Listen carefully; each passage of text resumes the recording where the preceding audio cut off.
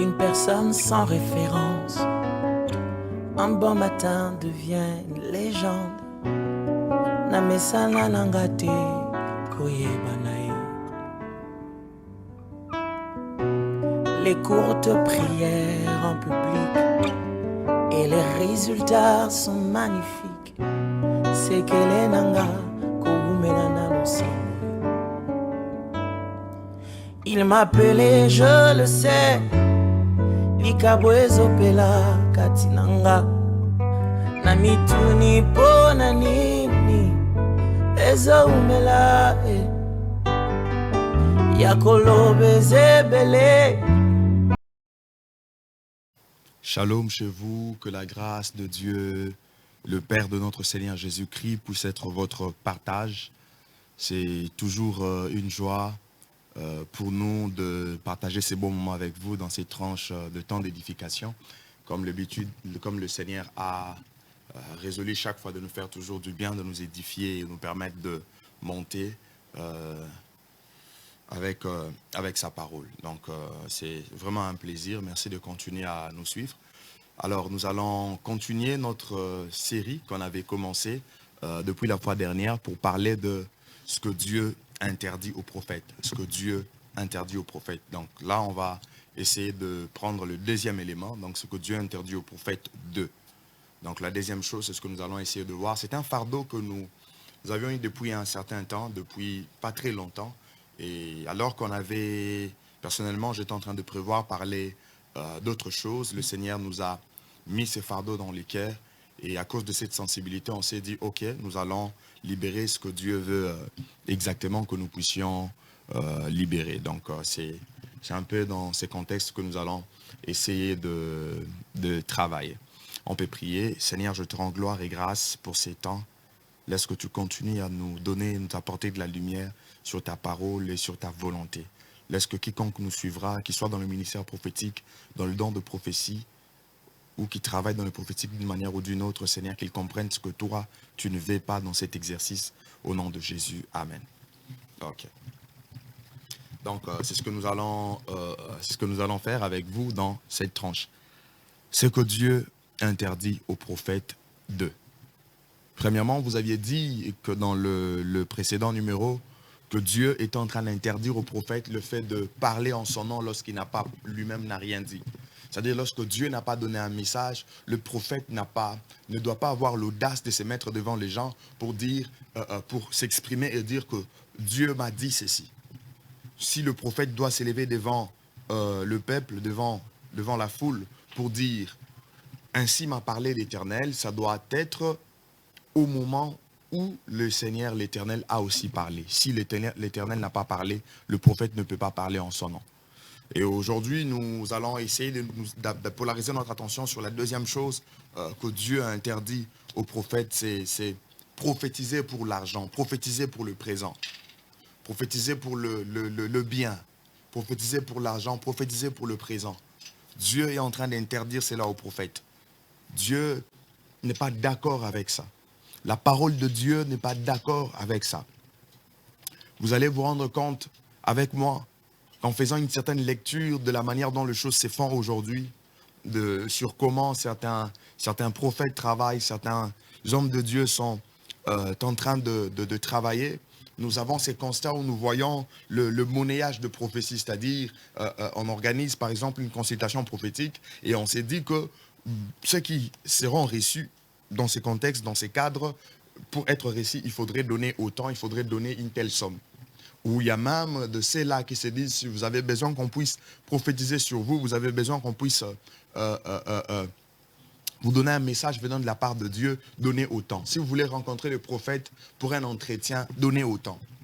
Toutes ces choses-là, ce sont des constats que nous sommes en train de faire. Des entretiens qui sont maintenant conditionnés par de présent, conditionnés par l'argent. Ou si les gens ont honte de vous demander de l'argent, on vous dit qu'avant de rencontrer le prophète, avant de rencontrer l'homme de Dieu, il faudrait acheter telle bouteille d'eau, il faudrait acheter telle bouteille d'huile d'olive. Monnayage de l'onction.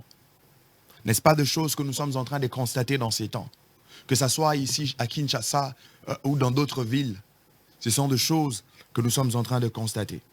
D'autres sont même en train d'utiliser leurs habilités prophétiques et même leurs capacités dans la voyance pour pouvoir donner des solutions aux problèmes de certaines personnes en attendant une contrepartie financière. C'est-à-dire que tu viens auprès d'un homme de Dieu qui opère dans la voyance et avant qu'il commence à parler, avant qu'il commence à vous donner un certain nombre de messages, oh non, vous avez perdu X ou Y chose, mais pour que vous puissiez retrouver que l'homme de Dieu vous donne le message, on vous demande de l'argent.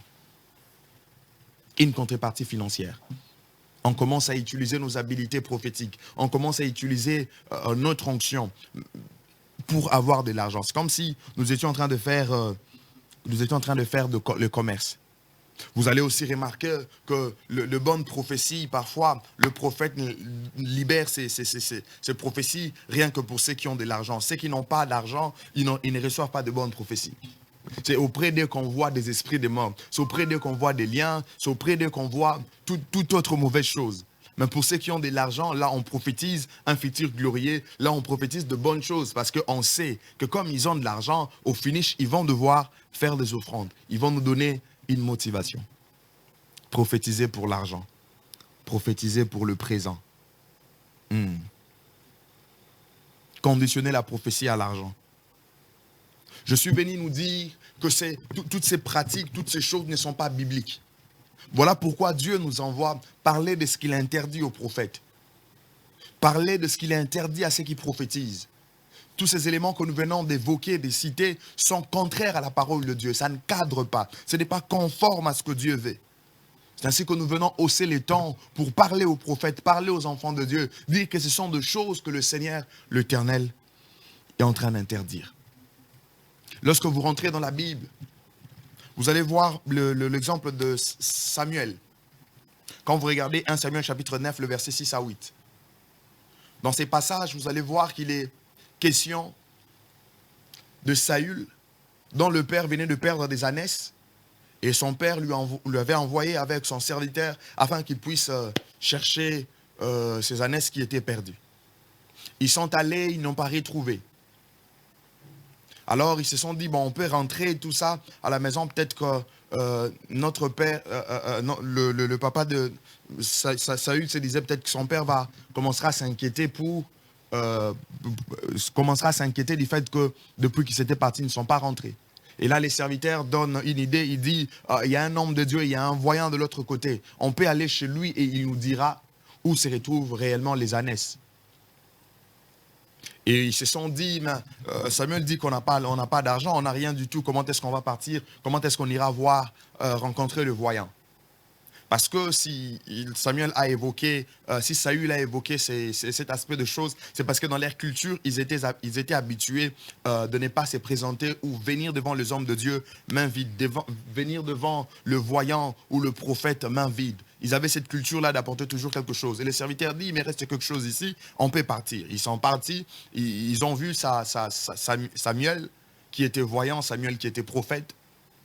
Il a parlé, il a prophétisé. Mais quand vous regardez très bien ces contextes, j'aimerais attirer notre attention par rapport à ces passages de 1 Samuel 9, versets 6 à 8. En aucun cas, Samuel, en tant que voyant, en tant que prophète de Dieu, aille à demander de l'argent. Samuel n'a pas dit à Saül et à son serviteur que tel que vous êtes venu, vous êtes venu voir le voyant. Est-ce que vous avez commencé par payer auprès du secrétaire? Est-ce que vous avez la somme qu'il faut pour voir les voyants? Est-ce que vous avez apporté une offrande à Dieu que vous allez donner aux voyants? Samuel n'a pas demandé ça. Cela nous fait voir que dans sa façon de travailler, dans sa façon de pouvoir servir Dieu dans le prophétique, ce n'était pas conditionné à de l'argent. Peu importe des habiletés qu'il avait, parce qu'en tant que voyant, il avait cette capacité de voir en esprit. Et c'était très fréquent, parce que pour le voyant, c'est très fréquent. Car même dans la manière de fonctionner de chaque de prophète, il existe de ceux-là qui fonctionnent ou qui travaillent constamment comme de voyants, d'autres comme des nabis de porte-parole. Parce qu'il existe plusieurs canaux ou voix que Dieu utilise pour parler aux prophètes. Samuel n'a pas demandé de l'argent. Alors, d'où nous vient cette pratique? D'où nous vient cette pratique de demander de l'argent avant de prophétiser? D'où nous vient cette pratique de demander de l'argent avant que nous puissions avoir un entretien avec un homme de Dieu? L'offrande de Saül et son serviteur était volontaire. Ça provenait d'eux. Ça provenait du fait qu'ils étaient habitués dans cette culture. Ils étaient dans cette culture-là. Ils étaient dans cette culture. Et voilà pourquoi ils se sont décidés de les faire. Mais l'homme de Dieu n'a pas demandé. L'homme de Dieu n'a pas conditionné. Vous pouvez lire ces passages et vous nous donnerez raison. L'homme de Dieu n'a pas demandé de l'argent. L'offrande était volontaire. Homme de Dieu, cher prophète, laissez le peuple venir avec des offrandes volontaires. Ce n'est pas une mauvaise chose de bénir le prophète après avoir prophétisé. Ce n'est pas une mauvaise chose de bénir les hommes de Dieu après un service. Mais ça devient une très mauvaise chose lorsque le service et le prophétie des hommes de Dieu commencent à être conditionnés par de l'argent. Commencent à être conditionnés par de présents. C'est là où il y a un problème. C'est là qu'il y a un problème. Lorsque vous rentrez dans la Bible, vous allez voir quelqu'un comme Élisée. Dans 2 Rois chapitre 5, le chapitre 5, le verset 15 à 16. Alors que Naaman, un chef d'armée qui était venu auprès de lui, venant de la Syrie, lorsque cet homme fut guéri, à cause de l'instruction que le prophète avait donnée, il est revenu auprès du prophète, il a voulu donner de l'argent, donner de biens, de choses qu'il avait. L'homme de Dieu a refusé, l'homme de Dieu a dit non. Le prophète Élisée a refusé. La Bible ne nous montre pas toujours les raisons pour lesquelles cet homme de Dieu avait refusé ses biens. Mais l'homme de Dieu a refusé. Pensez-vous que si c'était dans notre temps, dans notre époque, ici, vous avez une très grande personnalité d'un pays qui vient vers vous, vous exercez votre ministère, votre onction, il voit la main de Dieu et il veut vous offrir quelque chose, vous allez refuser. Et nous voyons ici que le prophète Élisée avait refusé le présent de Naaman. Ce n'est pas une mauvaise chose de prendre.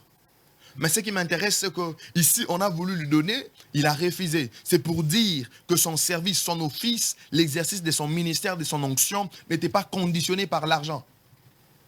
Parce qu'il existe même de ces services où vous aviez aidé quelqu'un dans une situation, où vous avez travaillé avec l'onction que Dieu a placée en vous. Cet homme a vu la main de Dieu, mais Dieu vous a interdit même de prendre ses offrandes ou de prendre le don. Ça existe. Ça existe et Dieu le fait parfois. Mais à cause de la cupidité que nous avons aujourd'hui, pensez-vous que si Dieu vous donnait cette instruction, vous allez réellement la pratiquer? Oh, ça fait mal. Ça fait mal. Je suis venu dire aux ministres de Dieu, je suis venu dire aux prophètes de Dieu, essayons de suivre l'exemple de Daniel. Lorsque vous regardez Daniel chapitre 5, le verset 17, à cet homme, on a dit qu'on va donner le présent. À cet homme, on a dit qu'on va donner ceci, cela. Si seulement vous arrivez à interpréter cette main. Oui, alors que le doigt avait écrit Méné, Méné, Tekel, Iphrasien. Personne ne pouvait lire, personne ne pouvait comprendre. Et lorsqu'on a appelé Daniel, on lui a dit que celui qui pourra interpréter, celui qui va interpréter l'écriture, ce qui est écrit, on lui donnera ceci, cela, on lui donnera tant de choses. Et Daniel est venu, il a dit non, offrez vos présents à un autre, je donnerai néanmoins l'écriture. Regardez un peu comment réfléchissait ce prophète. Regardez un peu comment réfléchissaient ces hommes de Dieu. Ils doivent nous servir de modèle. Ils doivent nous servir de modèle. C'est ce qui fait que parfois, à cause de notre cupidité, plusieurs sont en train de mourir dans la jeunesse. Plusieurs sont en train de mourir et laisser même le ministère à cause de la cupidité. Non, non, non, non. On ne peut pas prophétiser pour l'argent. On ne peut pas prophétiser pour l'argent. Non, non, non, non. Ce n'est pas biblique. Si on vous le donne volontairement, oui. Mais ça ne doit pas être conditionné. Oh non, pour exercer mon onction, il faut d'abord que vous puissiez me donner autant. Non, non, non, non, non, non, non, non, ce n'est pas biblique. Ce n'est pas biblique. J'aimerais vous dire que prophétiser pour de l'argent ou pour le présent ne nous différencie maintenant en rien de magicien. Ne nous différencie en rien maintenant de marabout. Ne nous différencie en rien maintenant que de... ne nous différencie en rien que de gourous. Oh, que Dieu nous aide. Aujourd'hui, nous commençons à devenir semblables aux marabouts. Non, non, non, non, les prophètes ne sont pas des marabouts. Quand vous regardez Actes chapitre 16, il y a cette femme qui était possédée de l'esprit des pythons qui lui permettait de deviner. Et par cet exercice-là, se mettre en profiter pour avoir de l'argent. C'est-à-dire que lorsque cela a été exercé, ça a apporté plus d'argent parce que forcément, c'était conditionné par de l'argent. Et si aujourd'hui, nous le prophète, si aujourd'hui nous les hommes de Dieu, nous nous mettons aussi sur cette lignée, en tout cas, on ne sera plus différent d'eux. Nous devons veiller. Nous devons veiller. Homme de Dieu, je suis venu vous dire que nous avons reçu gratuitement, donnant aussi gratuitement. Nous avons reçu gratuitement, donnant aussi gratuitement, tel que c'est écrit dans Matthieu chapitre 10, le verset 8. Guérissez le malade, ressuscitez le mort, purifiez les lépreux, chassez les démons. Mais j'aime ce qui est dit dans la suite, vous avez reçu gratuitement, donné gratuitement. Le don de Dieu, nous ne l'avons pas reçu en échange ou en contrepartie, avec une contrepartie financière. Non, non, non, non. Le jour où le Seigneur nous avait oint, il ne nous avait pas dit que pour recevoir mon onction, il faut me donner autant. Non. Non, non, non, non, non, non, non. Non, non, non, non, non. Non, non, non, non. Nous avons reçu gratuitement. Ces habiletés ne viennent pas de nous. Ces habiletés ne viennent pas de nous. Mais ça vient de Dieu qui veut que nous puissions travailler pour lui. Je profite de ces messages pour exhorter le prophète, pour vous dire, prophète, cher prophète, inspirons-nous du modèle de la Bible. Inspirons-nous du modèle de la Bible, cher prophète de Dieu. Inspirons-nous du modèle de la Bible. Regardons comment les autres prophètes ont marché. N'est-il pas dit, n'est-il pas écrit que nous avons été édifiés sur le fondement des apôtres et des prophètes? Nous devons nous servir d'eux. Ces choses qui sont écrites dans la Bible sont écrites pour notre instruction. Ces choses sont écrites pour nous servir des leçons aujourd'hui. Ça, c'est très important et très capital. Très important et très capital. Deuxièmement, ne copions pas tout ce que nous sommes en train de voir. Oui, cher prophète de Dieu, ne copiez pas tout ce que vous êtes en train de voir. Ne copiez pas tout ce que vous êtes en train de voir chez les autres ou autour de vous. Ça ne sert à rien du tout. Ça ne sert à rien du tout, à rien du tout. Jésus-Christ lui-même, en aucune fois, il a conditionné ses prophéties. Quand vous regardez dans les Saintes Écritures, au moment où Jésus est en train de prophétiser, aucune fois il a dit, pour que je prophétise, pour que je libère la parole de Dieu, pour que je parle sous l'inspiration de l'Esprit de Dieu, à votre avantage, donnez-moi autant. Non, non, non. Jésus, qui est notre modèle, ne l'a jamais fait. Ne l'a jamais fait. Pourquoi nous, aujourd'hui, nous allons le faire? Pourquoi aujourd'hui nous allons le faire? Dieu m'envoie vous dire, homme de Dieu, que nous devons arrêter ces choses. L'argent, le bien matériel, ne sont pas le but du ministère, mais c'est plutôt la conséquence.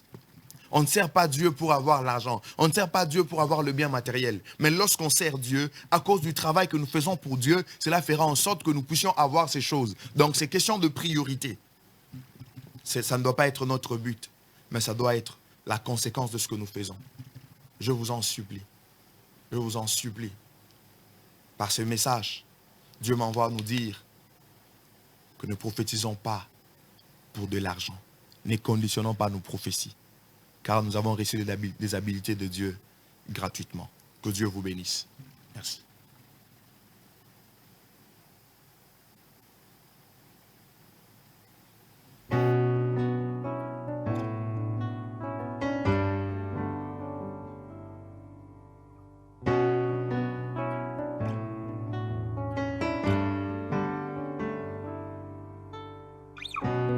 Une personne sans référence, un bon matin devient une légende. Namesana nangate koyebanae. Les courtes prières en public et les résultats sont magnifiques. C'est que les nanga kogumenana l'océan. Il m'appelait, je le sais. Likabwezo pela katinanga na mituni pona nini ezo umela yakolobe zebele